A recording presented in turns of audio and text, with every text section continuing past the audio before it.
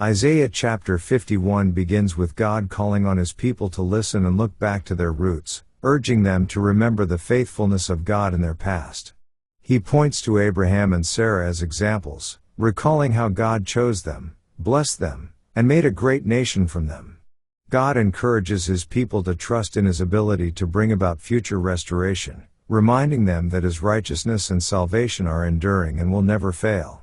He assures them that the heavens and earth will pass away, but His salvation will last forever.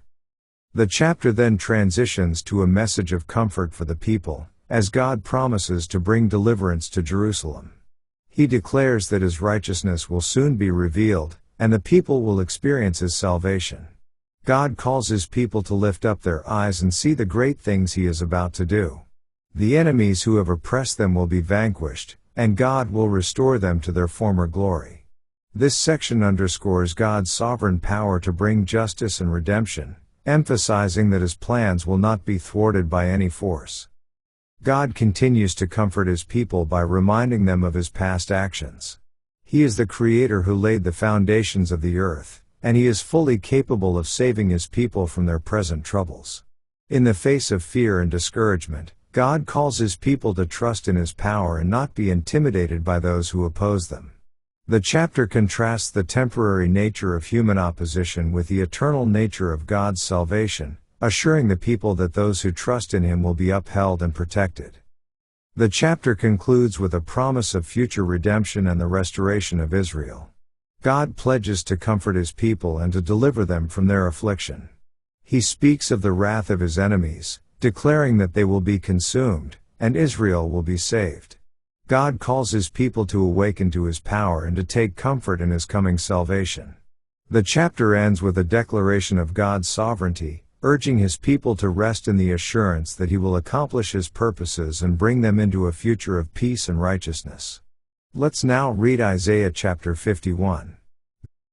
Hearken to me, ye that follow after righteousness, ye that seek the Lord. Look unto the rock whence ye are hewn, and to the hole of the pit whence ye are digged. Look unto Abraham your father, and unto Sarah that bare you, for I called him alone, and blessed him, and increased him. For the Lord shall comfort Zion, He will comfort all her waste places, and He will make her wilderness like Eden, and her desert like the garden of the Lord. Joy and gladness shall be found therein, thanksgiving, and the voice of melody. Hearken unto me, my people, and give ear unto me, O my nation, for a law shall proceed from me, and I will make my judgment to rest for a light of the people. My righteousness is near, my salvation is gone forth, and mine arm shall judge the people. The isles shall wait upon me, and on mine arm shall they trust. Lift up your eyes to the heavens, and look upon the earth beneath, for the heavens shall vanish away like smoke, and the earth shall wax old like a garment, and they that dwell therein shall die in like manner, but my salvation shall be forever, and my righteousness shall not be abolished. Hearken unto me, ye that know righteousness, the people in whose heart is my law. Fear ye not the reproach of men, neither be ye afraid of their revilings. For the moth shall eat them up like a garment, and the worm shall eat them like wool, but my righteousness shall be forever, and my salvation from generation to generation.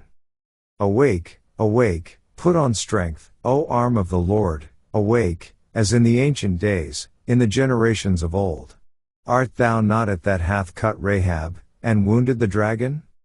Art thou not it which hath dried the sea, the waters of the great deep, that hath made the depths of the sea a way for the ransom to pass over? Therefore the redeemed of the Lord shall return, and come with singing unto Zion, and everlasting joy shall be upon their head. They shall obtain gladness and joy, and sorrow and mourning shall flee away. I, even I, am He that comforteth you. Who art thou, that thou shouldest be afraid of a man that shall die, and of the Son of Man which shall be made as grass? And forgettest the Lord thy Maker, that hath stretched forth the heavens, and laid the foundations of the earth, and hast feared continually every day because of the fury of the oppressor, as if he were ready to destroy? And where is the fury of the oppressor? The captive exile hasteneth that he may be loosed, and that he should not die in the pit, nor that his bread should fail. But I am the Lord thy God, that divided the sea, whose waves roared. The Lord of hosts is his name. And I have put my words in thy mouth, and I have covered thee in the shadow of mine hand, that I may plant the heavens, and lay the foundations of the earth, and say unto Zion, Thou art my people. Awake, awake, stand up, O Jerusalem, which hast drunk at the hand of the Lord the cup of his fury. Thou hast drunken the dregs of the cup of trembling, and wrung them out. There is none to guide her among all the sons whom she hath brought forth, neither is there any that taketh her by the hand of all the sons that she hath brought up. These two things are come unto thee, who shall be sorry for thee? Desolation, and destruction, and the famine, and the sword, by whom shall I comfort thee? Thy sons have fainted, they lie at the head of all the streets, as a wild bull in a net, they are full of the fury of the Lord, the rebuke of thy God. Therefore hear now this, thou afflicted, and drunken, but not with wine. Thus saith thy Lord the Lord, and thy God that pleadeth the cause of his people, Behold, I have taken out of thine hand the cup of trembling, even the dregs of the cup of my fury, thou shalt no more drink it again.